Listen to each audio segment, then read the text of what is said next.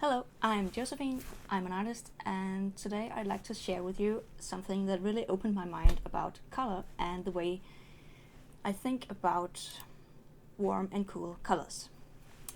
So, I believe it was Shadi Safadi who shared this tip. I'll leave a link to that. But this is important, and I think it's important for beginning artists to know this.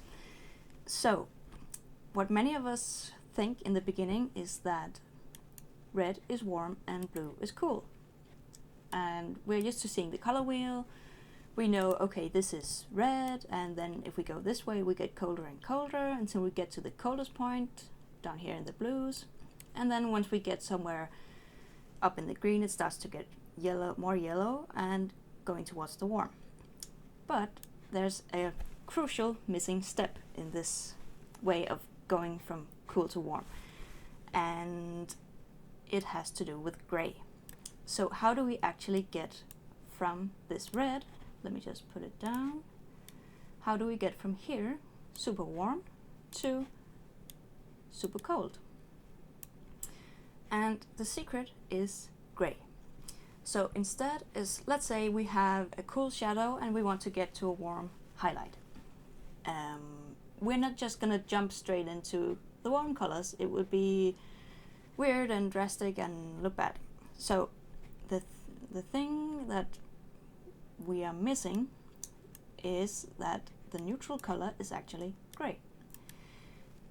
So instead of thinking, oh, I need to get from red to blue this way, we need to think about going towards gray. Let's start with the blue. So we're at a blue in the cool color and we want to get warmer. We can't just jump into red. That's all the way across on the other side of the warm cool spectrum. But this blue is too cold and we want a warmer color. So what do? We go towards gray. And that starts to warm up our color. So this blue right here is a warmer blue than what we have over here. So if we want to warm up this blue, we need to go towards gray and not towards red. Once we reach our gray, let's just put it down here somewhere. This is our neutral point, and from here we can start to get warmer. So once we reach this point, we can jump over to the red and start going towards that. So from this is an even warmer gray, and even warmer still. And then we hit our super saturated, super warm down here, or over here on the square. So this is what sort of blew my mind about warming up a color or cooling down a color. Now let's look at some examples. Just keep this in mind, going to gray and then to warm, or going to gray and then to blue. So in this example, this is a reference image, and when we look at the sky, we might think, oh, this is some kind of blue up here, and then it goes to a sort of pinkish, there's some yellow in here. And as a beginning artist, we might think, okay, blue, okay, I need to put down a blue. This is a blue, and maybe make it a bit lighter. And we put it down and it doesn't match. And our picture ends up being too saturated, too garish, too in your face, when what we actually need is somewhere much closer to gray. And what you can do, what I recommend, is taking a picture that's nice, that you'd like to paint, or some nice reference, and take up your color picker and start seeing what is the actual color. So if we look at this up here, yes, sure, it's in the blue, but it's all the way over here towards the gray. So this is kind of a warm blue, it's a soft color, it's not as in your face as this super saturated blue over here. So let's try something, because we can tell this is pink or orange. This is clearly warm down here and cold up here. So when does the switch happen? Let's take a look. So if we start up here, okay, it's blue, it's blue, it's blue, still blue. It's creeping a little bit towards the gray, and at some point, let's see, bam, it switches to warm.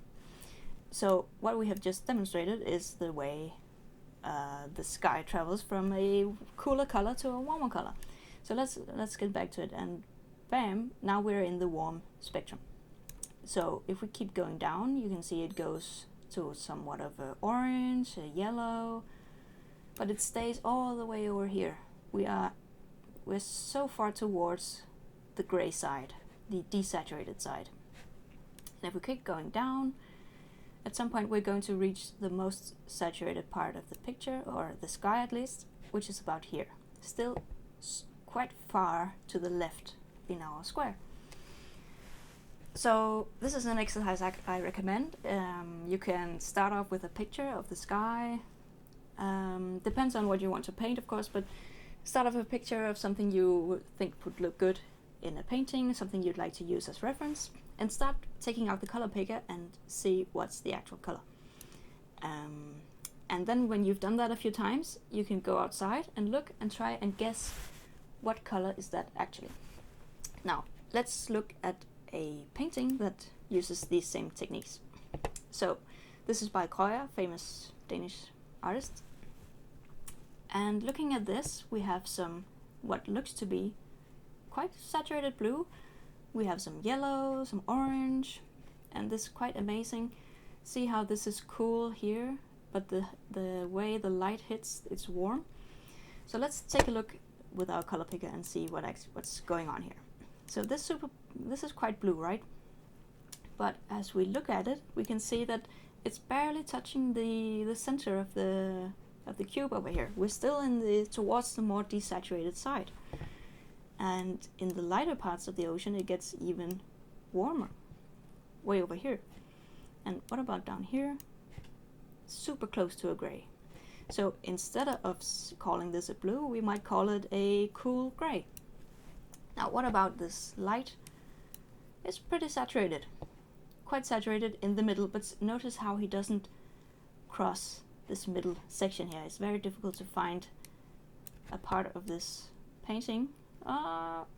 In the shadow of the moon, he crosses over the middle, but this is probably the most saturated part of the image. So let's take a look at their clothes. So this would be an example of a cool shadow and warm light image. And the shadow of her dress, it looks blue, to me at least, but when we look at it here, it's quite gray. And what about the highlights?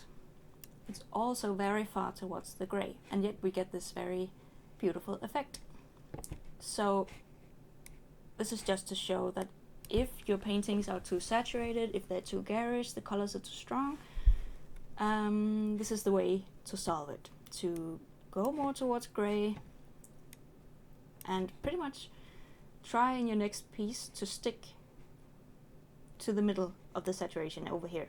Do not cross it. And yeah, that was just some tips. This really helped switch the way I think about color, the way I use it in painting.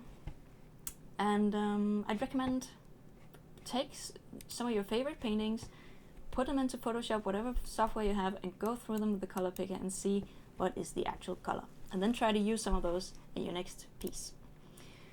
So again, we go not from blue to red, but we go towards gray and then towards the red again to get from cold to warm in our colors. So just a few tips. I hope this was helpful. If you have any questions, something you want to know more about, please leave them down below and I'll be happy to make more videos like this one. Bye for now.